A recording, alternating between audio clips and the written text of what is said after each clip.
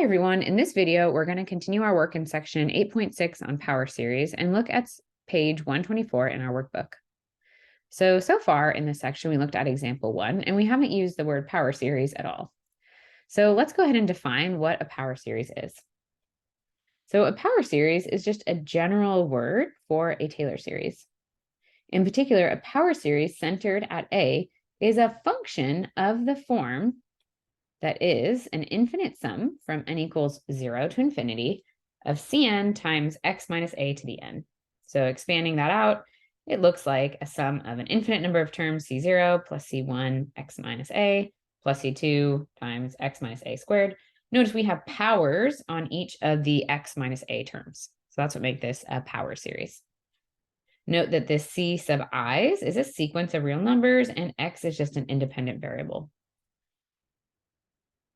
So this might look kind of familiar because the form of our Taylor series had exactly this form. And in fact, we called the coefficients in our Taylor series, we called them C sub i's. And that's no coincidence. In fact, one common example of power series is a Taylor series. So if we want to think about the relationship, we have here are all the power series in the world floating around just like that. Some of these are Taylor series. So that's the story there. Okay, so let's just see this or see an example of a power series. And the example I'm going to use is the example that we saw in example 1 of these notes. So we looked at the sum of n equals 0 to infinity of 2 to the n x to the n over n factorial. So we can see that this series is a power series where the coefficient, the C sub i's, are the coefficients on the x to the n's. So I'm going to write that down. So this is a power series with the C sub n term looks like 2 to the n over n factorial. And what is our a here? What are we centered about? We're not subtracting anything from the x. So that a is implicitly 0. So a is equal to 0. And just note, we can see that really specifically. So if we look at x to the n, that's equal to x minus 0 to the n. So that a is equal to 0. All right, so it turns out for power series, we have some methods of determining when such series converge. So again, a Taylor series is an example of a power series. So we can use the same method when we're looking at a Taylor series we created. But let's look at those situations of considering convergence of power series. Okay, so let's consider the power series here of Cn's times x minus a to the n. So the set of all x values for which this series converges is called the interval of convergence. Interval of convergence. Usually say interval of convergence of the power series. For such a series, there are 3 possible convergent behaviors. So maybe that's surprising, maybe it's not. We could think, well, maybe it's convergent at different situations, but it turns out there's only these 3 situations on which, or of which, could happen with convergence. Let's take a look at them. So the first situation is that our Taylor series only converges at x equals a. So here's our number line, here's a. This point is the only point that our series converges. We can see that every power series will for sure converge at a. Notice if I plug in a for x, I get a minus a here, which is 0. So then what I'm doing eventually is just not eventually, but straight up at the beginning, I'm adding up a bunch of zeros. So yeah, we're going to get convergence at x equals a always. But sometimes our situation is such that we only get convergence at x equals a, meaning we diverge everywhere else. Okay, so that's scenario 1.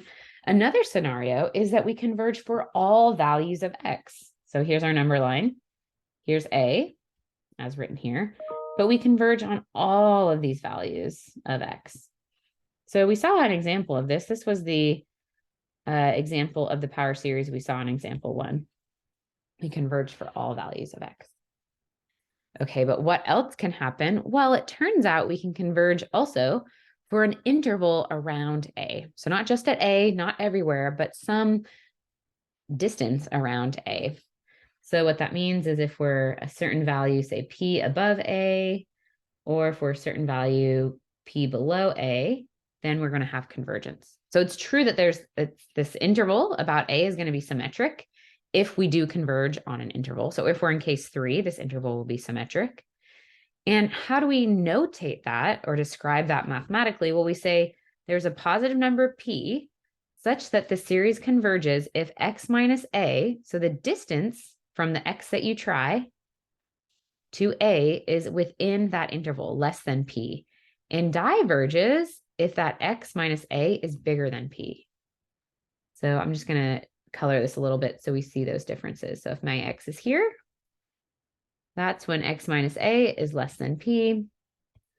My x is over here. That's when my x minus A would be larger than P. Do we see that? Because x minus A is just the different distance between x and A. So if that's larger than some amount P, then we're going to diverge. Okay, so notice that this statement is using inequalities. So this statement here doesn't tell us what happens when x minus A is actually equal to P, meaning we don't know, or this number 3 is not telling us about the endpoints. So the endpoint here and here. So it turns out that the endpoints, the series could converge or could diverge there. But what we do know is that there's an interval if x is within P, for some P, that if x is within that P of A, then we will have convergence. Outside that interval, not convergence. Endpoints, unsure. So just a note here, to find that interval of convergence of the power series, so this is referring to part 3, we start by applying the ratio test. Other convergence will need to be used to determine the convergence at the endpoints. So that's why I made that, if there are convergent there. So that's why I made that point about the endpoints in part 3, just to know that in this situation, we have convergence on an interval, not necessarily at the endpoints. It might be, it might not be. One other vocab note before I leave you is that this P value here, that distance of the interval, is often called the radius of convergence. So you might see that in our book, or if you're looking at other resources, the radius of convergence. That should be radius. And we kind of see why that should make sense, because it's kind of like we have a little ball around A, where P is like that radius. In the next videos and examples, we're going to see some situations and work through some examples determining an interval of convergence for various power series. Thanks for watching.